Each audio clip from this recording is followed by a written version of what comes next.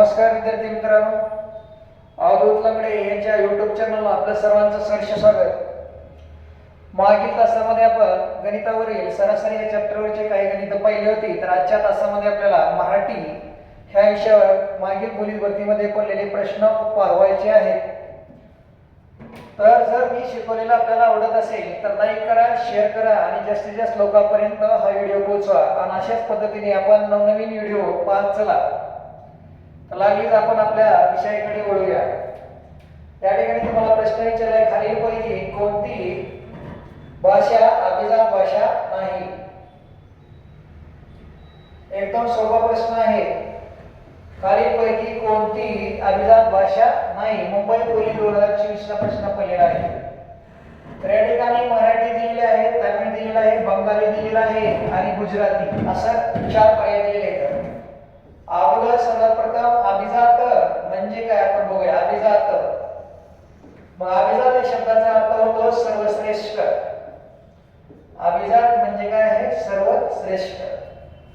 मग या ठिकाणी अभिजात भाषेचा दर्जा हा केंद्र सरकार देत असतं. केंद्र सरकार अभिजात भाषेचा दर्जा केंद्र सरकारकडून दिला जातो. मग या ठिकाणी आतापर्यंत अभिजात भाषेचा दर्जा दिलेल्या 11 भाषा आहेत. किती भाषा आहेत? 11 भाषा. 11 भाषेला अभिजात भाषेचा दर्जा देण्यात आलेला आहे. मग या ठिकाणी 4 पर्यायापैकी गुजराती जी भाषा आहे त्या भाषेला अभिजात भाषेचा दर्जा दिलेला नाही. पण अलीकडे 3 ऑक्टोबर 2024 ला मराठी भाषेला सुद्धा अभिजात भाषेचा दर्जा दिलेला आहे. मराठी भाषेला अभिजात भाषेचा दर्जा दिलेला आहे. अभिजात भाषेचा दर्जा मिळाला आहे. कोणत्या भाषेला? मराठी भाषेला. कधी मिळालेला आहे? 3 ऑक्टोबरला 2024 ला. डेट लक्षात ठेवा. आणि या ठिकाणी 3 ऑक्टोबर हा दिवस अभिजात भाषा, मराठी भाषा अभिजात भाषा गौरव दिन म्हणून साजरा करण्यात येतो. मराठी भाषा अभिजात भाषा गौरव दिन म्हणून साजरा करण्यात येतो. अभिजात भाषा गौरव दिन. अभिजात भाषेचा दर्जा 3 ऑक्टोबरला दिला. म्हणून मराठी भाषेला अभिजात भाषेचा दर्जा दिल्यामुळे मराठी भाषा अभिजात भाषा गौरव दिन या ठिकाणी 3 ऑक्टोबरला साजरा करण्यात येतो. मग मराठी सोबतच या ठिकाणी विचार केला तर आणखी 4 भाषा आहेत मराठी सोडून, तर त्या भाषेला अभिजात भाषेचा दर्जा दिलेला दिसतो तुम्हाला. मग या ठिकाणी बघा, जर विचार केला आपण या ठिकाणी जर विचार केला तर त्या भाषेमध्ये बघा मराठी आहे, त्यानंतर बंगाली आहे, मराठी बंगाली, त्यानंतर पाली आहे, पाली, त्यानंतर प्राकृत,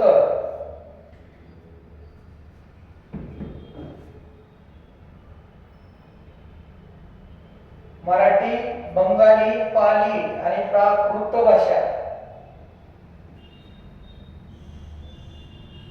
आणि त्यानंतर एक भाषा आहे आसामी. एक भाषा आहे आसामी. या 5 भाषेला 3 ऑक्टोबर 2024 ला अभिजात भाषेचा दर्जा दिलेला आहे. मग हे लक्षात कसं ठेवायचं? या ठिकाणी लक्षात घ्या, एबीपी माझा चॅनल दिसतं तुम्हाला. एबीपी माझाला पीएम नी मुलाखत दिली. या ठिकाणी ए म्हणजे आसामी, ए म्हणजे आसामी भाषा, बी म्हणजे बंगाली, त्यानंतर पी म्हणजे पाली, त्यानंतर पी म्हणजे प्राकृत भाषा आणि एम म्हणजे मराठी. 3 ऑक्टोबर 2024 ला मराठी भाषेला अभिजात भाषेचा दर्जा दिला आणि मराठी सोबतच या ठिकाणी वरील 4 भाषेला अभिजात भाषेचा दर्जा दिलेला दिसतो. आसामी, बंगाली, पाली आणि प्राकृत या 5 भाषेला दर्जा कधी दिलेला आहे? 3 ऑक्टोबरला. आणि मराठी भाषेला अभिजात भाषेचा दर्जा देण्यासाठी या ठिकाणी 10 जानेवारी 2012 ला 10 जानेवारी 2012 ला एक समिती नेमण्यात आलेली दिसते. एक समिती नेमण्यात आलेली दिसते. त्याला रंगनाथ पठारे समिती असं म्हणायचं. त्यासोबतच मराठी भाषेला अभिजात भाषेचा दर्जा दिलेला दिसतो. तर ती 3 ऑक्टोबरला दर्जा दिला होता. त्यावेळची समिती होती ज्ञानेश्वर मुळे समिती. कुठली समिती होती? ज्ञानेश्वर मुळे समितीच्या शिफारशीने मराठी भाषेला अभिजात भाषेचा दर्जा दिलेला आहे. शिफारशी अनुसार कोणत्या भाषेला दर्जा दिला? मराठी भाषेला. हे आपण इथे लक्षात ठेवून द्या. मराठी भाषेला कोणत्या समितीच्या शिफारशीनुसार अभिजात भाषेचा दर्जा मिळालेला आहे? ज्ञानेश्वर मुळे समिती. या व्यतिरिक्त सर्वात प्रथम अभिजात भाषेचा दर्जा मिळालेली भाषा जी आहे ती तमिळ भाषा आहे. तमिळ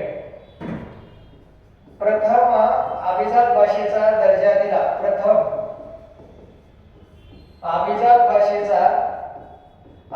भाषा दर्जा दिलेला आहे तमिळनाडूची तमिळ भाषा जी आहे तिला 2004 मध्ये. 2004. त्यानंतर संस्कृत भाषा आहे 2 नंबरला. संस्कृतला 2005 मध्ये दर्जा दिला. 2005 मध्ये. त्यानंतर कन्नड आहे. कन्नड. आणि त्यानंतर तेलुगू आहे. कन्नड आणि तेलुगू या 2 भाषेला 2008 मध्ये दर्जा दिला. आणि त्यानंतर मल्याळम आणि त्यानंतर ओडिसाची ओडिया ह्या भाषेला मल्याळमला 2013 मध्ये आणि ओडिसाची ओडिया भाषेला 2014 मध्ये असा दर्जा दिलेला. सर्वात प्रथम अभिजात भाषेचा दर्जा दिलेली भाषा तमिळ भाषा आहे. तमिळनाडूची तमिळ 2004. तसं ते मऊ आहे. कन्नड आणि तेलुगूला 2008 मध्ये.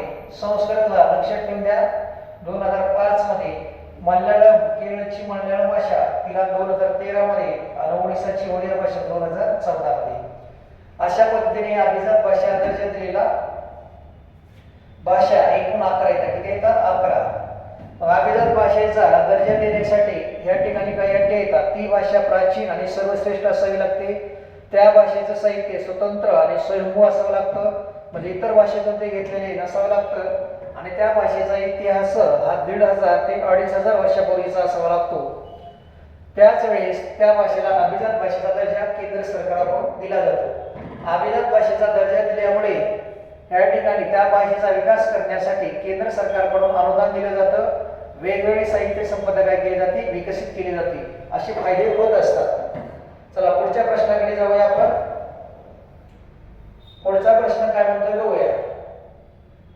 या ठिकाणी प्रश्न विचारलेला आहे रू ह्या वर्णाचे उच्चार स्थानानुसार वर्गीकरण कुठे येतं? या ठिकाणी अहिल्यानगर 2024 ला पडलेला प्रश्न आहे.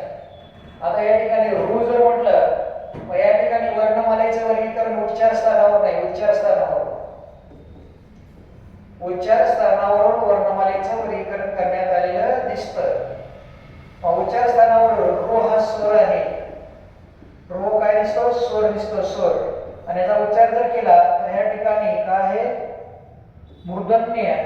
रो हा कसा आहे? मूर्धन्य स्वर आहे. या ठिकाणी कठोर तालु आणि मृदू तालूच्या मधला जो भाग आहे त्याला मृदा म्हटलं जातं. आणि ज्या वर्णाचा उच्चार करताना जिभेचे टोक मृदेला जाऊन भिडते आणि त्या ठिकाणी उच्चार होतो त्याला आपण काय म्हटलेलं आहे? मूर्धन्य वर्ण म्हटलेलं आहे. त्याच्यामध्ये रो हा स्वर येतो. रो हा स्वर येतो. रो आहे. त्यानंतर ट ठ ड ढ न र श ळ. रो हा स्वरासोबतच या ठिकाणी ट ठ ड ढ न र श आणि ळ हे जे व्यंजन आहेत रो हा स्वर त्यासोबतच ट ठ ड ढ न र श आणि ळ हे जे वर्ण आहेत ह्या वर्णाचा उच्चार सुद्धा कसा आहे? मूर्धन्य दिसतो. कसा दिसतो? मूर्धन्य. हे आपल्याला माहित असतो. चला पुढच्या प्रश्नाकडे जाऊया.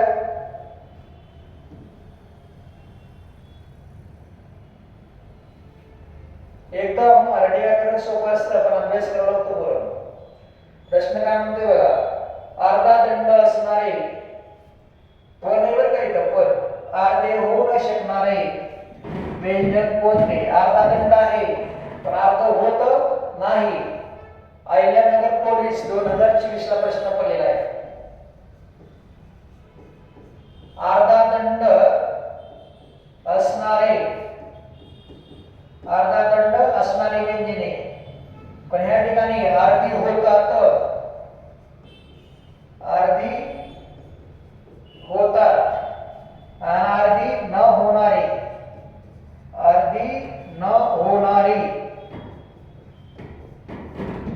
मग या ठिकाणी बघा, ल छळ, ल छ आणि ळ ही जी व्यंजने आहेत ही व्यंजने काय होतात? अर्धी होतात जोडाक्षरामध्ये.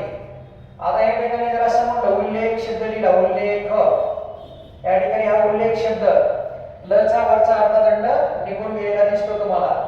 किंवा या ठिकाणी जर विचार केला छ चा, तर आपण उच्छवास शब्द लिहितो, उच्छवास, उच्छवास, तर छ चा वरचा अर्धा दंड निघून जातो. आणि ळ चा विचार जर केला तर बाळ्या शब्द, बाळ्या, बाळ्या शब्द जर लिहिला तर ळ चा अर्धा दंड निघून जातो. पण या ठिकाणी अर्धा दंड न होणारे, अर्धा दंड न होणारे, ल छ ळ चा अर्धा दंड निघून जातो, पण अर्धी न होणारी व्यंजने आहेत त्याच्यामध्ये ट, ढ, ड, द आणि ह. ट, ठ, ड, द आणि ह ही जी व्यंजने ही व्यंजने अर्धी होत नाहीत जोडाक्षरामध्ये. मग त्याच्यामध्ये पर्याय काय दिलेला आहे? द. द हा अर्ध न होणारा व्यंजन आहे, त्याच्यावर डोक्यावर काय दिसतो? अर्धा दंड. हे अर्धा दंड इथं हा लिहिलेला. चलो पुढे जाऊ. काय म्हणतोय बघा, जळगाव पोलीसला प्रश्न पडलेला आहे. काय म्हणतोय प्रश्न? मराठी भाषेचे पाणिनी असे खालीलपैकी कोणाला संबोधले जाते? आता या ठिकाणी महादेव गोविंद रानडे, दादाबा पांडुरंग तरखडकर, दादासाहेब फाळके आणि नारायण सुरे, नारायण सुरे. मग या ठिकाणी बघा, नारायण महादेव गोविंद रानडे, रानडेचा काही संबंध येत नाही, इतिहासामध्ये त्यांचा संबंध आहे. या ठिकाणी दादाबा पांडुरंग तरखडकर यांना मराठी भाषेचे पाणिनी म्हणतात. मराठी भाषेचे पाणिनी, त्याचं कारण आहे दादोबा पांडुरंग तरखडकरांनीच या ठिकाणी मराठी भाषेचं या ठिकाणी काय केलं? व्याकरणाचं पुस्तक लिहिलं, म्हणून त्यांना काय म्हटलेलं आहे? मराठी भाषेचे पाणिनी. पण ह्या पाणिनी व्यक्तीनं संस्कृत भाषेचं व्याकरण लिहिलं होतं. पाणिनी नावाचा जो व्यक्ती आहे, या पाणिनीने काय केलं? संस्कृत भाषेचं काय लिहिलं होतं? व्याकरण लिहिलं होतं. म्हणून या ठिकाणी मराठी भाषेचं व्याकरण दादोबा पांडुरंग तरखडकरांनी लिहिलं. त्या पुस्तकाचं नाव होतं महाराष्ट्र भाषेचे व्याकरण. महाराष्ट्र भाषेचे व्याकरण हे पुस्तक लिहिलेलं आहे. त्यामुळे त्यांना दादोबा पांडुरंग तरखडकर मराठी भाषेचे पाणिनी म्हणतात, हे आपल्याला माहित असू दे. त्यानंतर पुढे जाऊ. अमरावती पोलीस 2024 ला पडलेला प्रश्न आहे. काय म्हणतोय प्रश्न? खालीलपैकी कोणता स्वर नाही? इथं उ दिसतंय, अ दिसतंय, ए दिसतंय आणि ग. आता खालीलपैकी कोणता स्वर नाही म्हटलेला आहे? स्वर. तर या ठिकाणी उ हा स्वर आहे, अ हा सुद्धा स्वर आहे आणि ए हा सुद्धा काय आहे? स्वर आहे. आणि या ठिकाणी ग हे काय आहे? व्यंजन आहे. काय आहे? व्यंजन. मग ज्या वर्णाचा उच्चार स्वतंत्रपणे करता येतो त्यांना स्वर म्हणायचं. ज्या वर्णाचा उच्चार कसा करता येतो? स्वतंत्रपणे करता येतो, दुसऱ्या वर्णाचं सहकार्य घ्यावं लागत नाही, त्या वर्णांना काय म्हटलेलं आहे? स्वर असं म्हटलेलं आहे. ज्या वर्णाचा उच्चार स्वतंत्रपणे करता येतो त्यांना आपण काय म्हटलं जातं? स्वर. आणि ज्या वर्णाचा उच्चार करण्यासाठी दुसऱ्या वर्णाचं सहकार्य घ्यावं लागतं त्या वर्णांना काय म्हटलेलं आहे? आपण व्यंजन. मग एकूण स्वरांची संख्या आधुनिक वर्णमाला आधुनिक वर्णमालेत स्वराची संख्या किती आहे बाबा? 14. आधुनिक वर्णमालेमध्ये स्वर किती आहेत? 14 स्वर आहेत. पण ह्या ठिकाणी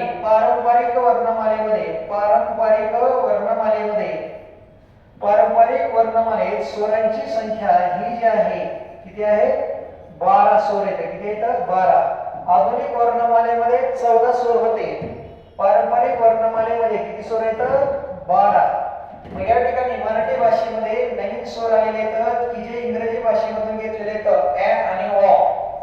ä आणि व हे जे दोन स्वर आहेत, हे दोन स्वर आपण मराठी भाषेमध्ये इंग्रजी भाषेतून घेतलेले आहेत. कुठून घेतलेले आहेत? इंग्रजी भाषेतून मराठी भाषेमध्ये ä आणि व हे दोन स्वर घेतलेले तुम्हाला दिसतात. मग हे आणले कोणी? तर अरविंद मंगरुळकरांनी आणलं. अरविंद मंगरुळकरांनी हे स्वर मराठी भाषेमध्ये आणलेले आहेत.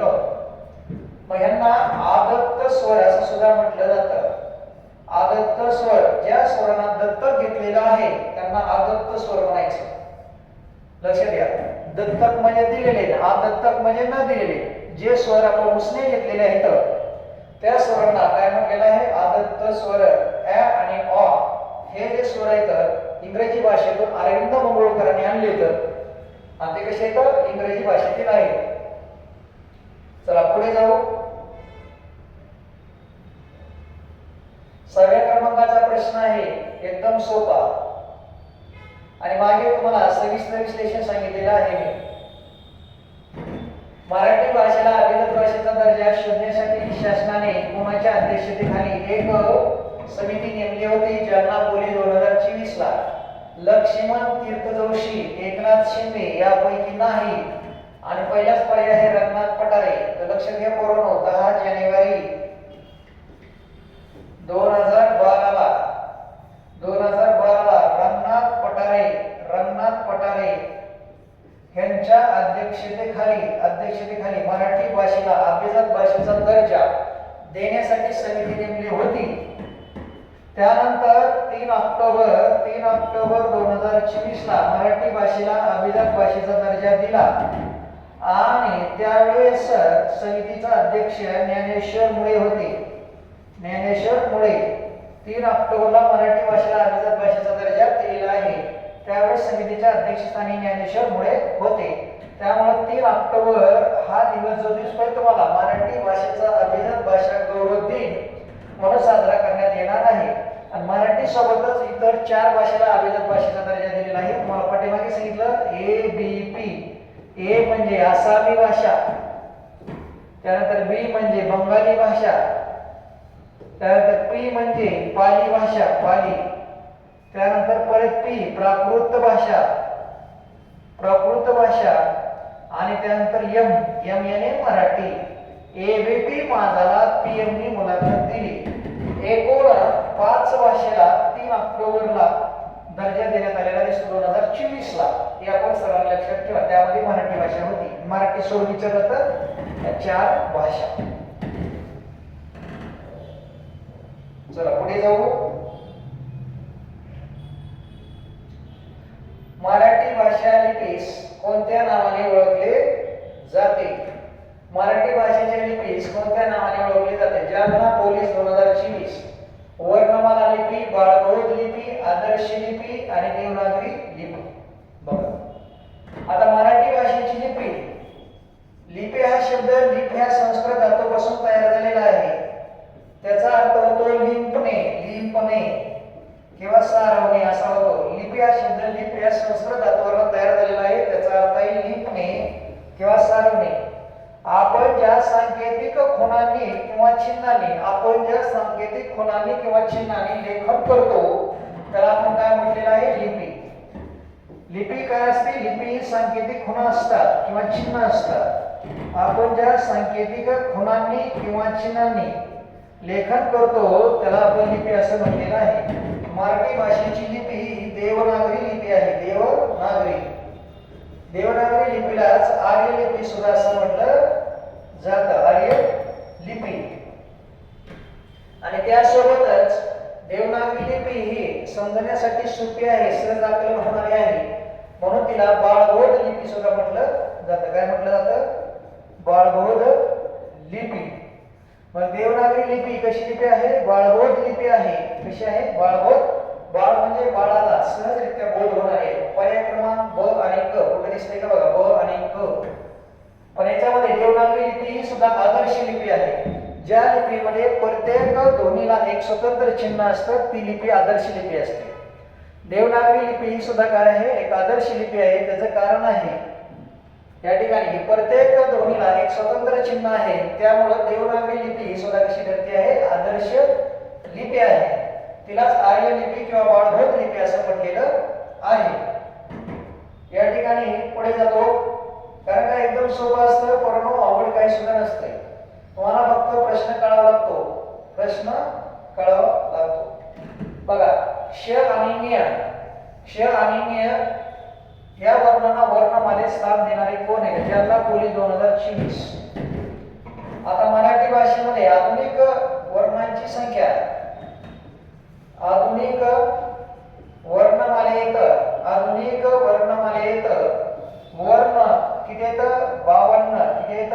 52. आणि पारंपरिक वर्णमालेत विचारलं, पारंपरिक वर्णमालेत तर वर्णांची संख्या किती पोरांनो? 50. किती आहे? 50. मग त्यामध्ये या ठिकाणी क्ष आणि ञ, क्ष व ञ, क्ष व ञ ही काय ती जोडाक्षरे आहेत, संयुक्त जोडाक्षरे. या ठिकाणी काय ती जोडाक्षरे आहेत, जोडाक्षरे. मग त्यांना मराठी वर्णमालेमध्ये स्थान देण्यात आलेलं आहे. मग ते जे स्थान दिलं या ठिकाणी सबनीस, सदाशिव पांडुरंग सबनीस, सदाशिव पांडुरंग सबनीस, स्वपा सबनीस, सदाशिव पांडुरंग सबनीस ह्या व्यक्तीनं ते मराठी भाषेमध्ये काय तर आणलेलं आहे आणि शासनाने ह्यांना अलीकडे काय दिलेलं आहे? वर्णमालेमध्ये स्थान देण्यात आलेलं आहे. ती जोडाक्षरे आहेत. मग यामध्ये सगळ्यात महत्वाचं श या ठिकाणी जर पाय मोडलेला जर असला, याचा पाय मोडलेला, तर ते क अधिक श असं लिहिलं जातं. आणि या ठिकाणी ञचा पाय जर मोडला, द न अधिक य असं लिहिलं जातं. आणि जर पाय न मोडता लिहिलं ते ही या ठिकाणी पाय जर मोडला नाही, तर त्यावेळेस त्याच्यामध्ये काय मिसळला जातो? स्वर. क आहे अधिक श, क अधिक श, आणि त्याच्यामध्ये अ हा स्वर मिसळला जातो. आणि या ठिकाणी ज्ञानेश्वराचा याच्या ठिकाणी द न अधिक य अधिक ओ, त्याच्यामध्ये अ हा स्वर मिसळला जातो. मग या ठिकाणी दोन किंवा दोन पेक्षा अधिक व्यंजन एकत्र आली आणि त्याच्या शेवटी जर स्वर मिसळला गेला तर त्याला आपण काय म्हटलं जातं? जोडाक्षर म्हटलं जातं. काय म्हटलं जातं? जोडाक्षर. आणि या ठिकाणी हे क्ष आणि ञ ह्याच्यामध्ये स्वर मिसळलेला नाही, त्याच्यामुळे काय ठरतात? व्यंजने ठरतात. व्यंजने कशी आहेत? संयुक्त व्यंजने, संयुक्त व्यंजने हे आपल्याला माहित असू द्या. ह्याच्यामध्ये स्वर मिसळलेला नाही म्हणून संयुक्त व्यंजने. आणि जर ह्याच्यामध्ये जर स्वर मिसळलेला असला तर हे काय बनणार आहे? जोडाक्षर. काय बनणार आहे? जोडाक्षर. हे आपल्याला माहित असू द्या. पुढे जातो बघा. आणि एक आता शेवटचा प्रश्न असेल तुमच्यासाठी, शेवटचा. जनाबाई ह्या शब्दातील जचा उच्चार टिंब आहे. मूर्धन्य दंत्य तालव्य दंत तालव्य. बघा या ठिकाणी तालव्य आणि दंत तालव्य याच्यामध्ये फरक असतो. तालव्य दंत तालव्य त्याला दंत मूलनीय असं सुद्धा म्हणायचं किंवा वत्स्य ध्वनी सुद्धा म्हणायचं. वत्स्य ध्वनी सुद्धा म्हणतात, वत्स्य ध्वनी किंवा दंत मूलनीय, दंत मूलनीय असेही म्हणतात. मग या ठिकाणी बघा तालव्याचा उच्चार य युक्त असतो, य युक्त, आणि दंत तालव्य हे अयुक्त असतात, अयुक्त. त्याच्या उच्चारामध्ये अ हा स्वर आलेला असतो आणि तालव्यामध्ये य हा स्वर आलेला असतो. मग या ठिकाणी चाप आहे, चाप उच्चारामध्ये इथे य येते. या ठिकाणी जग आणि या ठिकाणी जग लिहितो समजण्यासाठी तुम्हाला, जग आणि जग. आता या ठिकाणी याचा उच्चार केला तर जग या शब्दाचा अर्थ होतो सृष्टी, पण या ठिकाणी जग असा शब्दाचा अर्थ घेतला तर जिवंत राहा. काय होतं रे? जिवंत राहा, जिवंत राहा. मग जनाबाई या शब्दाचा उच्चार केला तर ज मध्ये अ मिसळलेला दिसतो, ज ना बाई. तर ज्या ना बाई होते का? नाही, ज ना बाई. म्हणून त्याचा उच्चार दंत तालव्य येतो. कसा येतो? दंत तालव्य. तालव्य युक्त असतात, दंत तालव्य अयुक्त असतात. जग इथं जग आणि जग दोन्ही मध्ये फरक आहे ते तुम्हाला दिसून येईल. चला, एक शेवटचा प्रश्न असेल. छत्रपती संभाजीनगरला पडलेला काय म्हणतोय? खालीलपैकी कोणता संयुक्त स्वर आहे छत्रपती संभाजीनगर? आता संयुक्त स्वर म्हटलेलं आहे. त्या ठिकाणी अ दिलंय, ओ दिलंय, आ दिलंय आणि ई दिलंय. हा आ दीर्घ स्वर दिसतोय, ई हा दीर्घ स्वर आहे. त्यानंतर ओ हा या ठिकाणी ह्रस्व स्वर दिसतोय. पण या ठिकाणी अव्वलचा विचार केला तर या ठिकाणी अ अधिक उ, अ अधिक उ असे किंवा या ठिकाणी दीर्घ उ असे. म्हणजे बघा इथं अ अधिक उ, अ अधिक उ ह्रस्व आणि अ अधिक दीर्घ उ मिळून या ठिकाणी काय म्हणतो? ओ बनतो. आणि ओ हा कसा आहे? दीर्घ स्वर आहे. दीर्घ स्वर असून तो कसा आहे? संयुक्त स्वर. संयुक्त स्वर म्हणजे जे स्वर, संयुक्त स्वर म्हणजे जे स्वर दोन स्वर एकत्र येऊन बनलेले असतात त्यांना संयुक्त स्वर म्हणायचे.